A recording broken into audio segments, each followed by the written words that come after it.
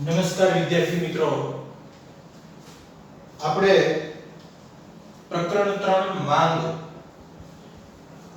એના છેલ્લા લેક્ચરની અંદર માંગનો નિયમ પૂરો કર્યો અને માંગના નિયમના અપવાદ ત્યાં સુધીનો ટોપિક જે છે એ સમજ્યા હતા.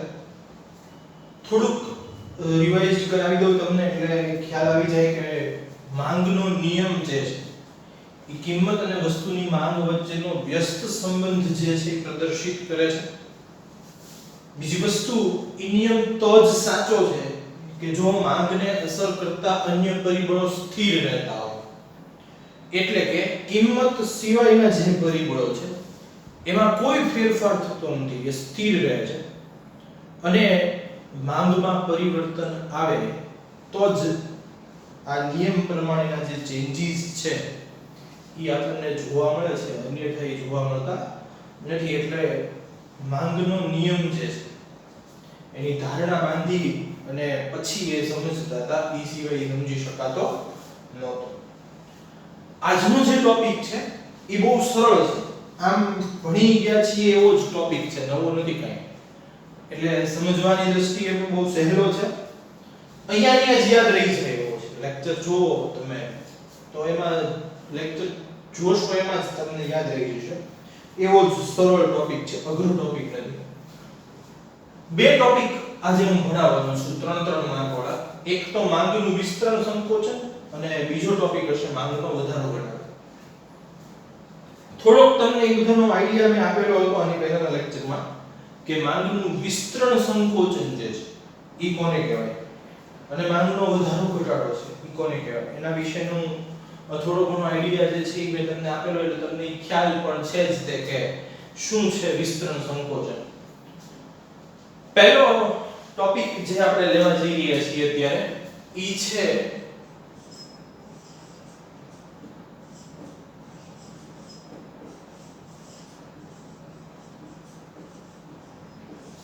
માંગનું વિસ્તરણ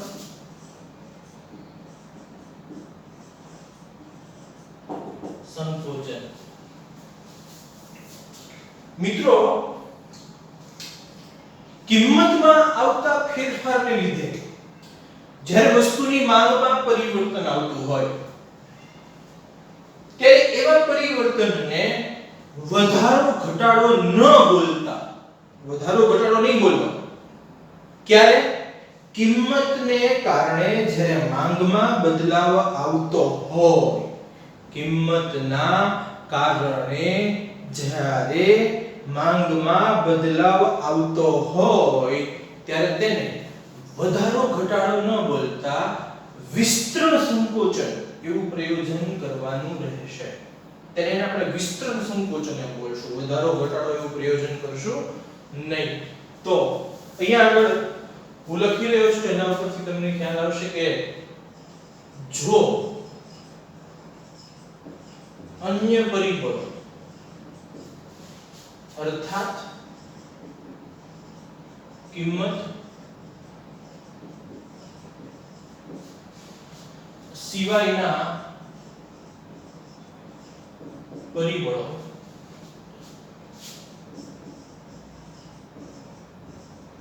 સ્થિર રહે, એટલે કે અન્ય પરિબળો સ્થિર રહે અને કિંમતમાં આવતા બદલાવના લીધે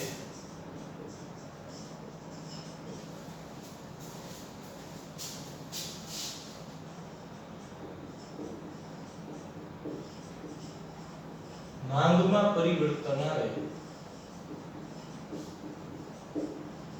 તેને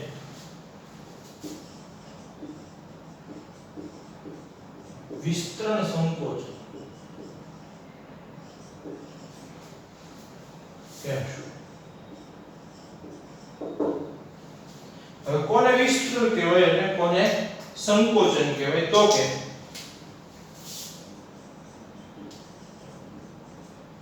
કિંમત ઘટે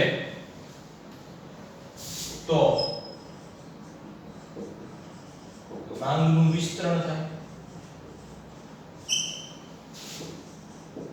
અને કિંમત વધે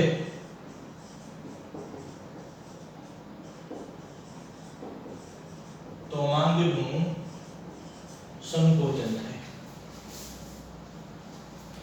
કિંમત ઘટશે એટલે માંગ વધે છે તો એને અર્થશાસ્ત્ર એવું કહે છે કે વધારો નહીં બોલવાનો. શું કામ? તો એ વધારો થયો છે એના કારણે, કિંમતના કારણે, એટલે એને વિસ્તરણ કહેવાનું. એટલે જ્યાં જ્યાં અર્થશાસ્ત્રમાં માંગનું વિસ્તરણ એવો શબ્દ આવશે એટલે અર્થશાસ્ત્રનો જાણકાર વ્યક્તિ કે અર્થશાસ્ત્રનો અભ્યાસ કરેલ વ્યક્તિ એવું સમજી જશે કે આ માંગનું પરિવર્તન એ કિંમતના લીધે જ આવેલું છે. અને જો માંગ ઘટે છે તો એને ઘટાડો નથી બોલવાનું, એને સંકોચન એવો શબ્દ પ્રયોજન કરવાનું રહેશે. એટલે કે ત્યાં એ વ્યક્તિ સમજી જશે કે આ પરિવર્તન કિંમતના લીધે જ આવ્યું છે. એટલે કે વિસ્તરણ અને સંકોચન એવા શબ્દનું પ્રયોજન થશે. ક્યારે? તો અન્ય પરિબળો સ્થિર રહે અને કિંમતમાં જ માત્ર બદલાવ આવતો હોય ત્યારે. તો કિંમતના બદલાવથી માંગ ઉપર જે અસર થાય છે એને આપણે વિસ્તરણ અને સંકોચન એવું પ્રયોજન કરશું. એક હું અનુસૂચિ ઉદાહરણ તરીકે લઈ રહ્યો છું કે વસ્તુની કિંમત રૂપિયામાં, વસ્તુની માંગ એકમોમાં.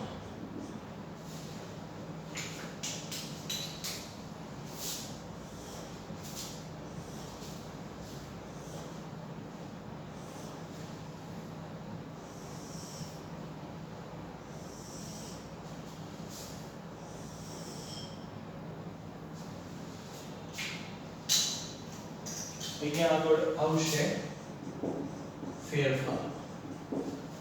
જો વસ્તુની કિંમત ₹5 હતી ત્યારે કોઈ એક વસ્તુની માંગ 1 એકમ હતી. જેવી કિંમત ઘટીને ₹4 થઈ ગઈ એટલે આની માંગ વધી ગઈ, કારણ કે વસ્તુ સસ્તી બની એમ ખરીદ શક્તિ વધતી જશે. એ શું કામ? એ આપણે માંગના નિયમમાં જે છે સમજી લીધું.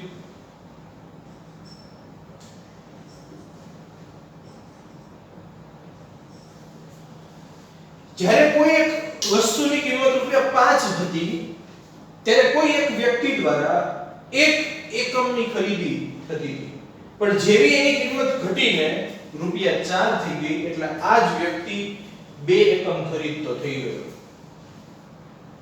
જેવી એની કિંમત ઘટીને 3 થઈ ગઈ એટલે એ જ વ્યક્તિ એ વસ્તુના 3 એકમ વાપરતો થઈ ગયો, કારણ કે જેમ કિંમત ઘટતી ગઈ એમ ખરીદ શક્તિ વધતી ગઈ.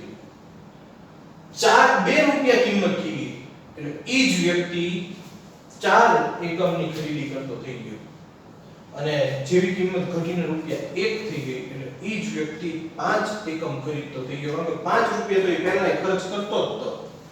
5 થી 10 વચ્ચેની એની કેપેસિટી હતી ખર્ચ કરવાની, તો એ 5 રૂપિયા તો ખર્ચ પહેલા કરતો હતો ત્યારે 1 જ એકમ મળતું હતું. હવે 1 રૂપિયા કિંમત થઈ ગઈ તો એ 5 ખર્ચ શું કામ નહીં કરે એની પાસે 5 રૂપિયા, એને 5 એકમ વાપરવા માટે કરશે.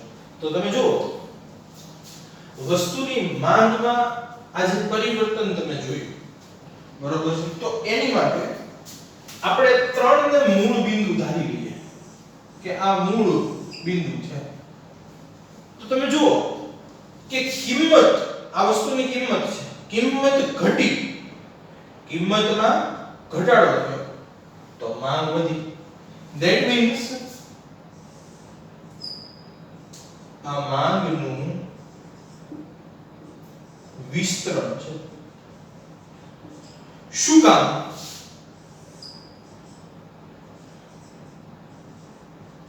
તો કે કિંમત ઘટી એટલા માટે. કિંમત ઘટી તો માંગનું વિસ્તરણ થયું. એવી જ રીતે 3 રૂપિયાથી કિંમત વધે છે, 4 5 એમ થાય છે તો માંગનું શું થાય છે? સંકોચન થાય છે. ઈ સંકોચન થયું શું કામ?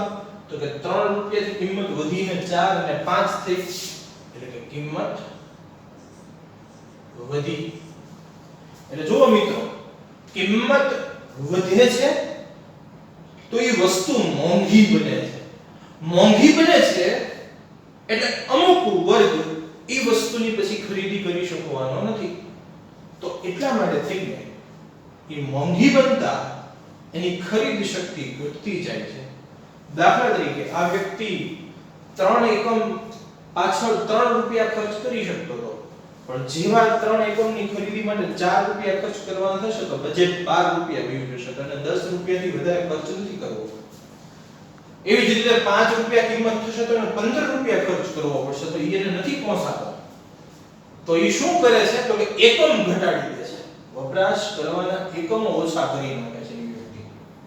અને જો કિંમત સસ્તી થતી જાય છે, ઘટતી જાય છે, તો એ વ્યક્તિ એકમ વધારતો જાય છે, કારણ કે એટલા જ બજેટમાં એને વધારે એકમો વાપરવા માટે મળતા જાય છે. તો એટલા માટે થઈને આ જે આખી પ્રક્રિયા થાય છે એને માંગનું વિસ્તરણ અને સંકોચન કહેવાય છે. આપણે એને આકૃતિ દ્વારા પણ જે છે એ સમજીએ તો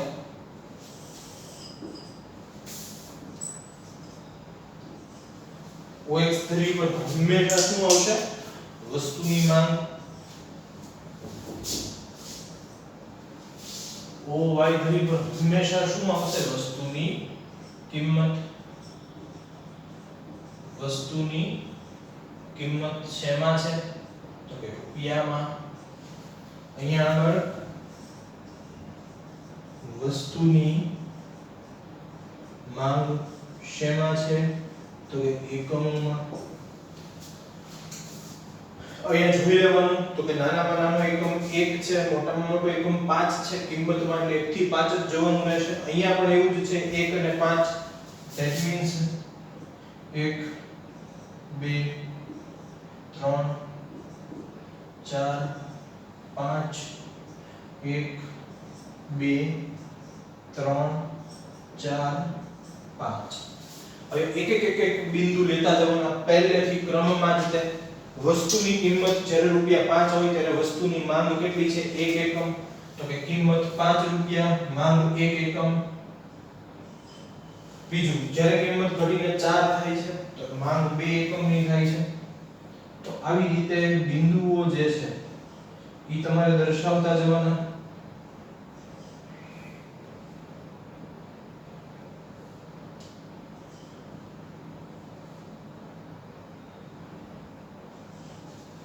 જ્યારે 1 રૂપિયા કિંમત થઈ ત્યારે 5 એકમ જે છે એ માંગ રહે છે. તો આવી રીતે બિંદુઓ દર્શાવી દેશો. પછી એ બિંદુઓને તમારે ક્રમશઃ જોડી દેવાના રહેશે. આ તમે જોડી દીધા. હવે જો મૂળ બિંદુ આપણું 3 રૂપિયા કિંમત હોય ત્યારે 3 એકમની માંગ છે ઈ છે, કારણ કે તો જ ઘટાડો અને વધારો ઈ સમજી શકાય. નહીતર ઘટાડો વધારો અહીંથી તો પછી તમે લ્યો જો 5 ને મૂળ 5 રૂપિયા કિંમતના મૂળ બિંદુ લેશો તો ખાલી ઘટાડાનો જ અભ્યાસ થશે, વધારાનો અભ્યાસ નહીં થાય. તો માંગની વધારાનો ઓલા માંગનું જે છે સંકોચનનો અભ્યાસ થશે જ નહીં, માંગના વિસ્તરણનો જ અભ્યાસ થશે. એટલે ખાસ કરીને શું ધ્યાન રાખવાનું તો કે 3 રૂપિયા કિંમત જે છે એને આપણે મૂળ બિંદુ ધારીએ છીએ. તો મૂળ બિંદુ A, બરોબર છે, મૂળ બિંદુ A. હવે ટેક્સ્ટ બુક પ્રમાણે ચાલવું એવું જરૂરી નથી, આપણે સમજ શક્તિના મુજબ ચાલવાનું. આ બધી ગોખવાના કન્સેપ્ટ નથી, આ બધા ટેક્સ્ટ બુક આધારિત રહેવું પડે એવા કન્સેપ્ટ નથી. આ તમારી સમજ શક્તિના આધારે બસ સાચા હોવા જોઈએ. કન્સેપ્ચ્યુઅલી ટેકનિકલ રીતે ખોટા ન ચાલે, ટેકનિકલ રીતે સાચા જોઈએ. બાકી તમે પહેલા સંકોચન સમજાવો પછી વિસ્તરણ સમજાવો તોય ચાલે. હવે મૂળ બિંદુ A, બરોબર છે, ત્યાંથી માંગનું વિસ્તરણ જે છે એ જમણી બાજુ થયું. એટલે આ છે ઈ છે માંગનું વિસ્તરણ. રેડી? અને આ જે છે ઈ છે માંગનું સંકોચન. એક છે ઈ માંગનું વિસ્તરણ, એક છે ઈ માંગનું સંકોચન. હવે તમે જુઓ A, B અને C આવી રીતે બિંદુઓના નામ આપી દો.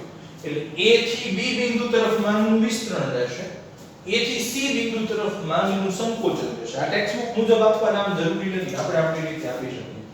શું કામ કઈ રીતે લીધું તો કે 3 એકમ થી વધીને માંગ 4 એકમ 5 એકમ થઈ તો આ વધ્યું તો એ શું કહેવાય વિસ્તરણ 3 એકમ થી ઘટીને માંગ 2 એકમ 1 એકમ થઈ તો આ તબક્કો શેનો કહેવાય સંકોચન એટલે માંગ રેખા DD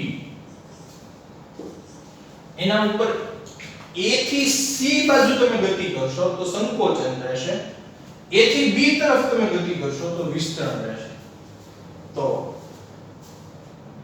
આકૃતિની નીચે જે સમજૂતી આપી છે એમાં આ જ વસ્તુ લખી છે કે માંગ રેખામાં મૂળ બિંદુ A થી જમણી બાજુ નીચેની તરફ ખસતા જમણી બાજુ નીચેની તરફ ખસતા તમને માંગનું વિસ્તરણ મળશે અને મૂળ બિંદુ A થી ડાબી તરફ ઉપરની બાજુ આવતા ડાબી તરફ ઉપરની બાજુ ખસતા તમને માંગનું સંકોચન મળશે અર્થાત એક જ માંગ રેખા ઉપર આ બધા બિંદુઓ મળી ગયા તમને કારણ કે આ એક એક બિંદુએ તમે અલગ અલગ માંગ રેખા દોરી હોય દાખલા તરીકે આ બિંદુઓ તમને જે આમ મળ્યા 3 4 અને 5 આ જ બિંદુઓને મેં અહીંયા આગળ આવી રીતે લીધા સાંભળો ક્યુ શું તો કે હું દરેક બિંદુની અલગ અલગ માંગ રેખા દોરું આવી રીતે આ એક માંગ રેખા 2 3 4 અને 5 તો બધી એક જ લાઈનમાં થઈ ગઈ એટલે મેં આ પાંચે પાંચને શું કરી નાખી જોઈન્ટ કરી નાખી પાંચેયને જોડી દીધી એટલે એક જ માંગ રેખા ઉપર આ બિંદુઓ જે છે થઈ ગયા હું દરેક બિંદુની અલગ માંગ રેખા પણ દોરી શકું આવી રીતે કટકો કટકો આ દરેક બિંદુની અલગ માંગ રેખા થઈ ગઈ તો પણ માંગ રેખા જે છે એ ઋણ ઢાળ ધરાવતી હોય એટલે કે ડાબી બાજુ ઉપરની તરફથી જમણી બાજુ નીચેની તરફ ગતિ કરે તો સ્વાભાવિક વાત છે કે એક જ દિશામાં બધું જાય છે એટલે એક જ માંગ રેખા ઉપર આ પરિવર્તન જોવા મળે છે અલગ અલગ માંગ રેખા જે છે એ જોવા નથી મળતી એટલે કે માંગ રેખા મૂળ સ્થાનેથી ક્યાંય ખસતી નથી મૂળ સ્થાન એના ઈ જ રહેશે એમાં ક્યાંય તે ખસતી નથી ખસે છે ક્યાં આગળ જમણી બાજુ નીચેની તરફ પહેલા આ બિંદુ જે છે એ મૂળ બિંદુ છે તો જેવી કિંમત જે છે એ ઘટી એટલે તરત ત્યાંથી ખસીને અહીં આગળ નીચે આવી ગઈ જમણી તરફ જેવી કિંમત ઘટીને 1 થઈ ગઈ એટલે તરત ત્યાંથી ખસીને અહીં આવી ગઈ એટલે બિંદુ ખસે છે પણ શું છે આપણે તો પેલા ફિલ્મની દુનિયા જેવું નથી વિડિયો તો છે નહીં આગળ તે હું અહીંયા આગળથી આને ખસતું અહીંયા લઈ જાઉં અહીંયા ખસતું અહીંયા લઈ જાઉં એ તો ટેક્સ્ટ બુકમાં કે એમાં કે બોર્ડ વર્કમાં કે પોસિબલ બનવાનું નથી એટલે એ તમારે એક રીતનું વિઝ્યુઅલાઇઝેશન કરવાનું છે સમજવાનું છે કે આ બિંદુથી ખસી અને અહીંયા આવે છે અને પછી અહીંયા આવે છે આ વિસ્તરણ સંકોચનમાં શું થાય છે તો આ બિંદુ ડાબી તરફ ઉપરની બાજુ જાય છે એટલે કે માંગ ઘટતી જાય છે તો બધું પરિવર્તન જે કાંઈ આવ્યું એ બધું એક જ માંગ રેખા ઉપર આવ્યું માંગ રેખામાં એક જ માંગ રેખા ઉપર ડાબી બાજુ ઉપરની તરફ અને જમણી બાજુ નીચેની તરફ એમ જ પરિવર્તન આવે છે તો આ થયું માંગનું વિસ્તરણ અને સંકોચન 3 માર્કમાં પૂછે છે વિસ્તરણ કોને કહેવાય એનો અર્થ લખવાનો સંકોચન કોને કહેવાય એનો અર્થ લખવાનો ત્યારબાદ અનુસૂચિ દોરવાની ત્યારબાદ આકૃતિ દોરવાની અને ત્યારબાદ સમજૂતી લખવાની 5 મુદ્દા યાદ રાખવાના છે વિસ્તરણ સંકોચનનો અર્થ કોષ્ટક એટલે અનુસૂચિ જેને કહેવાય આકૃતિ 4 અને પાંચમું આકૃતિની અનુસૂચિ આકૃતિની સમજૂતી બધી હું બોલ્યો છું ઈ જ તમારે લખવાની છે ઈ મુજબ તમારે આખો આ સવાલનો જવાબ જે છે તૈયાર કરવાનો રહેશે 3 માર્કની અંદર 3 માર્કમાં પૂછાવા માટે આ સવાલ જે છે એ તમારા માટે આઈએમપી રહેશે વિસ્તરણ સંકોચન અથવા તો વધારો ઘટાડો આ બેમાંથી એક ટોપિક જે છે એ દર વખતે હોય જ છે અને પૂછાતો જ હોય છે એટલે આપણે વ્યવસ્થિત રીતે મેં તમને કીધું ક્યાંય તમારે ગોખવાની જરૂર નહીં રહે યાદ તમને આ પાકું રહી જશે યાદ રહી જશે એવા જ આ ટોપિક છે કે આ તમે સમજી લીધું તો તમને યાદ રહી ગયું હવે તમને વાંચ્યા વગર કોક આ સવાલનો જવાબ લખવાનો કેમ તો આવડે આ એવો સવાલનો જવાબ છે માત્ર બસ આ અનુસૂચિ મગજમાં બેઠાડી દેવાની છે આ જ મૂળ બિંદુ હજી આપણે પાછું વધારા ઘટાડામાં ધારશું એટલે તમારે આ મગજમાં બેઠું હોવું જોઈએ તો આ સમજવું એકદમ સરળ જે છે તમારા માટે થઈ જશે તો વિસ્તરણ સંકોચનનો ટોપિક જે છે એ અહીંયા પૂરો થયો જેને તમારે એક વખત નોટબુકમાં પાછો બે રીતે ક્લાસવર્ક બુકમાં અને હોમવર્ક બુકમાં લખી નાખવાનો રહેશે. હવેનો જે આપણો ટોપિક આવશે એ છે માંગમાં વધારો અને ઘટાડો. મિત્રો, માંગનું વિસ્તરણ સંકોચન જે છે એ પૂરું કર્યું.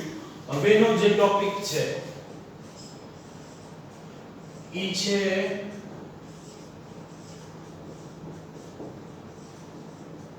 માંગમાં વધારો ઘટાડો. વિસ્તરણ અને સંકોચનમાં અન્ય પરિબળો સ્થિર રહેતા હતા, અહીંયા કિંમત સ્થિર રહેશે. એટલે કે જ્યારે વસ્તુની કિંમત સ્થિર રહે અને અન્ય પરિબળો એટલે કે કિંમત સિવાયના પરિબળો ના બદલાવના લીધે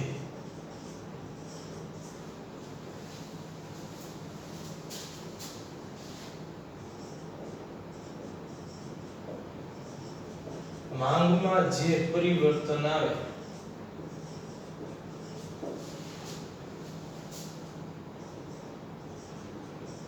ત્યારે તેને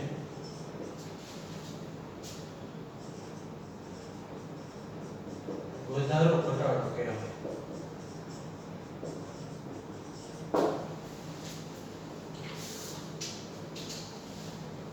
દાખલા તરીકે કોઈ પણ એક વસ્તુનું ઉદાહરણ તમને લઈ લો કે ભાઈ આપણે શૂઝ પહેરતા હોઈએ કે સેન્ડલ પહેરતા હોઈએ.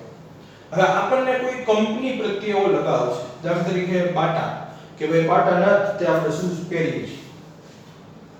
હવે એની કિંમત દાખલા તરીકે વધી ગઈ. તમે 1500 રૂપિયાના શૂઝ લેતા હતા, એ કિંમત વધીને 1800 રૂપિયા થઈ ગઈ. એટલે તમને એમ છે કે નહીં, ભલે એની 1800 થઈ કે હજી 2000 થાય કે 2500 થાય, પણ મારે બાટા સિવાય કોઈના શૂઝ પહેરવા નથી એટલે નથી જ પહેરવા. તો જો એની કિંમતમાં ગમે એટલો ફેરફાર આવશે, 1500 થી વધીને ભલે 2500 કરે, તો આપણે એ શૂઝ વાપરવાનું બંધ નથી કરતા. કારણ કે આપણી અભિરુચિ, આપણી પસંદગી એના તરફ છે.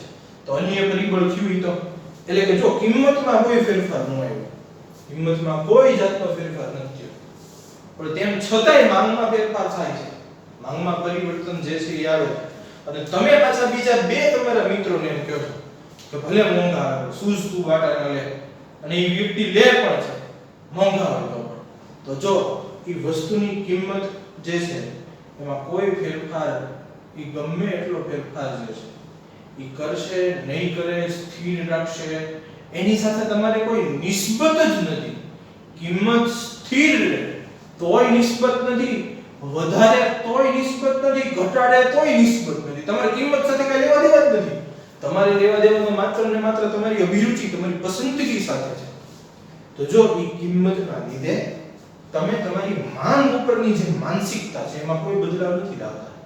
એટલા માટે એ શૂઝની કિંમત કદાચ 1500 ને 1500 રહેશે તોય તમે બીજા 10 જણાને કહેવાના જ છો, અને એ વસ્તુની માંગ વધતી જ જવાની છે. તો જો એની કિંમત ઘટી નથી તેમ છતાં એની માંગ વધી ગઈ, કારણ કે એને પસંદ કરનાર વર્ગ જે છે એમાં વધારો થતો ગયો એટલા માટે. તો અન્ય પરિબળોથી જે બધા બદલાવો આવે છે તો એને વધારો ઘટાડો તરીકે આપણે ઓળખીશું. દાખલા તરીકે અનુસૂચિ જે છે એ આપણે લઈએ કે વસ્તુની કિંમત રૂપિયામાં,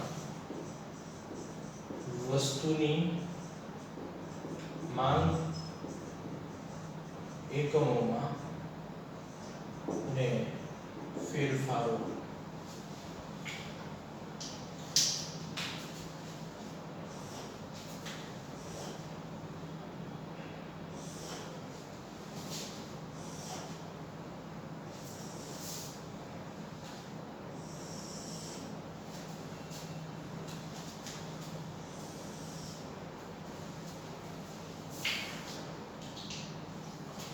કિંમત સ્થિર રહે છે એવી ધારણા પહેલી છે.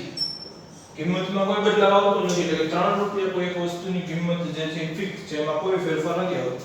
તેમ છતાં તેમ છતાં એ વસ્તુની માંગ જે છે એ વધતી જાય છે.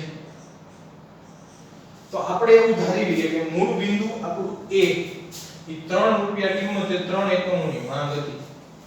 હવે કિંમત સ્થિર રહી, પણ અન્ય પરિબળોના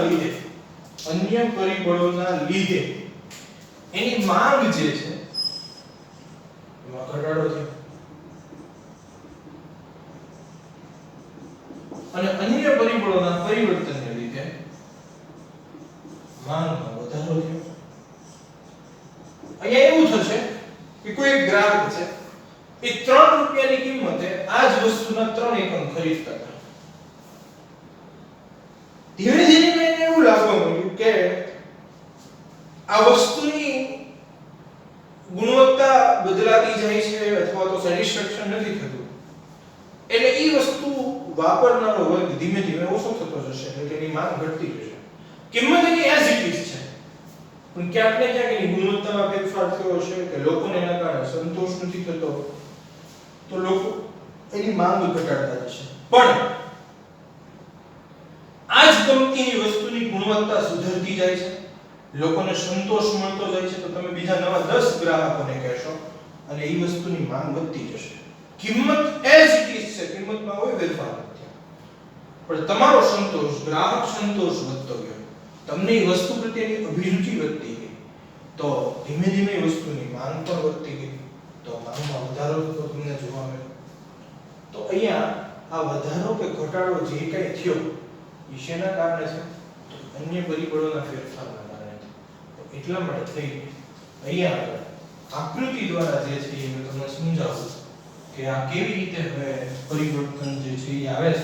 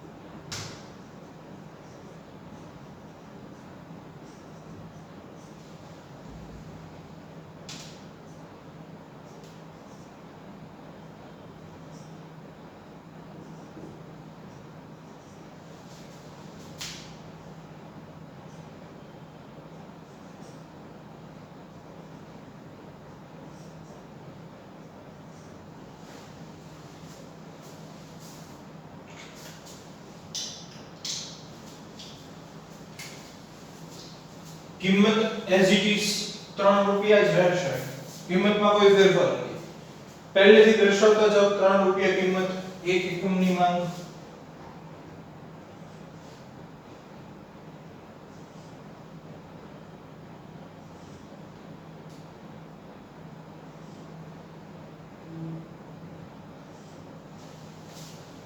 પાંચે 5 બિંદુઓ મેં પ્રદર્શિત કરી દીધા. હવે એક બાબત તમને યાદ હોવી જ જોઈએ કે માંગ રેખાનો ઢાળ છે ઈ ઋણ ઢાળ કોને કહેવાય? તો કે ડાબી બાજુ ઉપરની તરફથી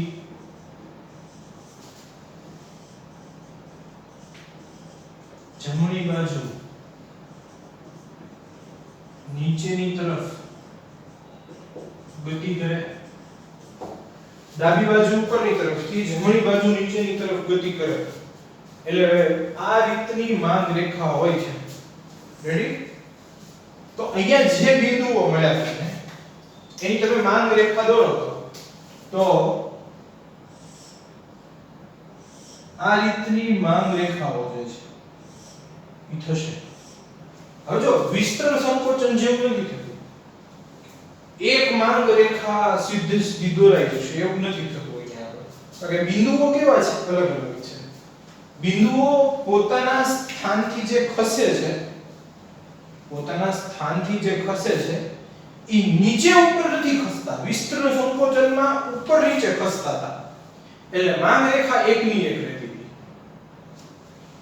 અહીંયા શું થાય છે તો કે બિંદુઓ પોતાના મૂળ સ્થાનેથી એ ડાબી અને જમણી બાજુ ઈ જ લેવલે ખસે છે, આને આ જ લેવલે ખસે છે. જો ઉપર નીચે નથી થતા, ઉપર નીચે બિંદુઓ થતા નથી. એટલે માંગ રેખા, ઓલામાં પણ માંગ રેખા 5 જ હતી અલગ અલગ, મેં અહીંયા દોરી હતી સાઈડમાં, પણ એ શું થઈ જતી હતી? જોઈન્ટ થઈ જતી હતી. અહીંયા જોઈન્ટ થતી નથી, તો અલગ અલગ રહે છે માંગ રેખા. તો અહીંયા શું થશે? હવે આ જે છે એ બિંદુ A છે આપણું મૂળ. અહીંયા આગળ B નામ આપો અને અહીંયા આગળ C નામ આપો. તો તમે જુઓ, આ જે થયું ઈ માંગમાં વધારો, આ જે થયું ઈ માંગમાં ઘટાડો. આને DB માંગ રેખા નામ આપો, આને D1 D1 આપો અને આને D2 D2 નામ આપો. આ બે માંગ રેખાની કઈ જરૂર નથી, સમજૂતીમાં આપણે લેવી નથી, એટલે આ તો મેં જસ્ટ દોરી તમને પાંચે પાંચ બિંદુ સમજાવવા માટે. હવે શું થયું? તો કે જ્યારે કોઈ વસ્તુની કિંમત રૂપિયા 3 હતી ત્યારે એ વસ્તુની માંગ 3 એકમ જેટલી હતી. પણ ગ્રાહકોની અભિરુચિ, ગ્રાહકોની પસંદગી એ વસ્તુ તરફ વધતી ગઈ. લોકોને એ વસ્તુ ગમવા લાગી, એનો વપરાશ કરવાથી લોકોને સંતોષ મળવા લાગ્યો. એટલે લોકો એની માંગ વધારતા ગયા. એટલે કે એની કિંમતમાં કોઈ બદલાવ ન આવ્યો, તેમ છતાં એની માંગ વધારતા ગયા. એટલે માંગ રેખા પોતાના મૂળ સ્થાનેથી ખસીને જમણી તરફ ગતિ કરવા લાગી. કિંમત એઝ ઇટ ઇઝ છે, એટલે પોતાનું મૂળ સ્થાન છોડીને માંગ રેખા જમણી તરફ ગતિ કરે છે, જેને માંગમાં વધારો કહીએ છીએ. પણ ગ્રાહકોને એ વસ્તુ તરફ સંતોષ નથી મળતો કે એ વસ્તુ વાપરવી ગમતી નથી અને એના લીધે માંગમાં ઘટાડો આવે છે. તો માંગ રેખાના પોતાના મૂળ સ્થાન છોડીને કે ખસીને ત્યાંથી એ ડાબી તરફ ગતિ કરશે, જેને માંગમાં ઘટાડો કરશે. એટલે કે માંગ રેખા પોતાના મૂળ સ્થાનેથી ખસીને આ બિંદુએ આવી, ત્યાંથી આ બિંદુએ આવી, C બિંદુએ જે છે આવી. તો ઈ જે છે એ માંગનો ઘટાડો છે. એ શું છે? માંગનો ઘટાડો છે. તો જમણી બાજુ માંગ રેખા ખસતી જશે પોતાના મૂળ સ્થાનેથી, ત્યારે વધારો જોવા મળશે, અને મૂળ સ્થાનેથી જ્યારે ડાબી તરફ ખસતી જોવા મળશે ત્યારે ઘટાડો જોવા મળશે. આ અન્ય પરિબળોના લીધે પરિવર્તન આવે છે. એટલે કે અહીંયા એક જ માંગ રેખા ઉપર આ પરિવર્તન જોવા મળતું નથી, પણ માંગ રેખા પોતાનું સ્થાન જે છે એ બદલશે, સ્થળાંતરિત કરશે, એવું ત્યાં દ્રશ્ય થાય છે, એવું નજરે પડે છે. તો આ થયો માંગમાં વધારો અને ઘટાડો. આ તમે ભૂસી નાખો તો પણ ચાલે, એ ન દોરો કદાચ આ બે બિંદુઓ વચ્ચેના, તો પણ ચાલશે. આ સમજાય છે કે માંગમાં વધારો અને માંગમાં ઘટાડો. અને દોરેલું એમને રાખો તો એટલે ખોટું નથી, ગોખવાનું નથી. આપણે ગોખવાની પ્રવૃત્તિ કોઈ દિવસ કરતા નથી. ટેકનિકલી એટલા પાવરફુલ કરીશું તમને કે તમે કોલેજ પછીના કોર્સ કરશો, કોલેજના કોર્સ અને પ્રોફેશનલ કોર્સ બધા કોલેજ પછી જે થાય છે, ત્યાં તમને આ વસ્તુ ભૂલાશે નહીં, અથવા તો કન્સેપ્ચ્યુઅલી તમે ક્લિયર થશો. હું ગોખાવતો શબ્દશઃ કોઈ દિવસ નથી કે છાપી મારો, એકના એક મુદ્દા બોલ્યા કરવા અને સીધું બોર્ડ ઉપર મુદ્દા લખીને મૌખિક રીતે કહી દેવું, એવી બધી પ્રવૃત્તિ આપણે નથી કરતા હોતા, કારણ કે એ બધી શિક્ષણને અવરોધતી પ્રવૃત્તિ છે. એ બધી માર્ક લાવવા માટેની પ્રવૃત્તિ ચોક્કસ હશે, એનાથી કદાચ તમને માર્ક આવી પણ જશે, ટકાવારી આવી પણ જશે, કારણ કે શિક્ષણ પદ્ધતિ બહુ ખરાબ છે એટલા માટે. પણ એ નડશે ક્યાં આગળ? તો કે જ્યારે તમે માર્કેટમાં આવશો, બજારમાં આવશો, ત્યારે એના ગોખણ વૃત્તિ વાળા જેટલા હશે ને, એ ભલે ટકાવારી લાવીને બેઠા હોય, એ સફળ નહીં થઈ શકે. પણ તમે સમજેલું હશે, તમે કન્સેપ્ચ્યુઅલી ક્લિયર હશો, તમને ટેકનિકલ ખબર પડતી હશે કે આ શું કામ પરિવર્તન આવે છે, આ ફેરફાર શું કામ આવે છે. પછી ભલે તમને શબ્દશઃ એની વ્યાખ્યાઓ ભલે પાકી ન હોય, અર્થ પાક્યા ન હોય, ખ્યાલ પાક્યા ન હોય, પણ તમને આટલું રીતે પરફેક્ટ યાદ હશે ને, તો તમે કોઈ કે પાછા નહીં, કદાચ તમે એ વ્યક્તિ કરતા પણ આગળ હશો. એટલે બે રીતે તૈયાર થવાનું, માર્કના દૃષ્ટિકોણથી પણ તૈયાર થવાનું અને ટેકનિકલ રીતે પણ તૈયાર થવાનું. બે રીતે તૈયાર થવાનો યુગ છે. હવેના યુગમાં એકલા સર્ટિફિકેટની વેલ્યુ પણ નહીં રહે. એટલે થોડુંક તમારે એવા ઝોનલમાં જવું પડશે, કારણ કે નોકરીઓ કર્યા કરવી, નોકરીઓ મેળવવાનો જ ગોલ રાખો એ એક બહુ નીચો ગોલ છે આપણો. એની કરતા આપણે કેમ એક ઉદ્યોગ સાહસિક ન બનીએ, આપણે કેમ એક મોટું એસ્ટાબ્લિશમેન્ટ ઊભું ન કરીએ, વિઝન મિશન એ આપણા ઊંચા કેમ ન રાખીએ, એ બધા તરફ પણ થોડુંક આપણે વિચારવું પડશે અને વિચારવું જોઈએ. કારણ કે હવેના પરિવર્તનો જે છે કોરોના પછીના પરિવર્તનો એવા નજરે પડે છે કે નોકરીઓનું પ્રમાણ ઓછું રહેશે અને ઉદ્યોગ સાહસિકતાઓ જે છે એ વધી જશે, ઉદ્યોગ સાહસિકો વધી જશે. કારણ કે નોકરીઓએ બધાને પાંગળા બનાવી દીધા. ગવર્નમેન્ટ જોબ એ કોઈ સારો ગોલ હોવો એવું નથી કે કોઈ પ્રાઇવેટ જોબમાં ગોલ તમે રાખીને બેસો એટલે એ તમે બહુ સારો ગોલ રાખીને બેઠા છો એવું તમે માનતા હો તો એ યોગ્ય નથી. તમારો ગોલ એવો હોવો જોઈએ કે જે તમને તમારા પરફેક્શન તરફ લઈ જશે. તમારું જે રસ ધરાવતું જે આખું ક્ષેત્ર છે એમાં તમારું સ્થાન મજબૂત બનાવી શકતું હોય એ ગોલ ઈ સાચો ગોલ છે. એટલે કોઈ ગોલ નીચો નથી હોતો, માત્ર આપણી વિચારધારા જે છે એ નીચી હોય છે, એને બદલવાની જરૂર છે. તો અહીંયા આગળ 3 માર્કના 2 સવાલ મેં પૂરા કર્યા. માંગનું વિસ્તરણ સંકોચન અને માંગનો વધારો ઘટાડો સમજૂતી બંનેની હું બોલી ગયો છું. તમારે હોમવર્ક બુકમાં અને ક્લાસ વર્ક બુકમાં બેયમાં એક વાર આ સવાલના જવાબો લખવાના રહેશે. અહીંયા સુધીનું એટલું પરફેક્ટ આવડવું હોવું જોઈએ. એટલે રિવિઝન કરી જજો, કારણ કે હવે પછીના જે બધા ટોપિકો છે એમાં આ બધું રિવિઝન તમે કરેલું હશે તો સમજવામાં આગળ તમને બહુ સરળતા રહેશે. તો આજનો લેક્ચર છે મિત્રો આપણે અહીંયા સુધી રાખીએ છીએ. હવે પાછા નેક્સ્ટ લેક્ચરની અંદર આપણે નેક્સ્ટ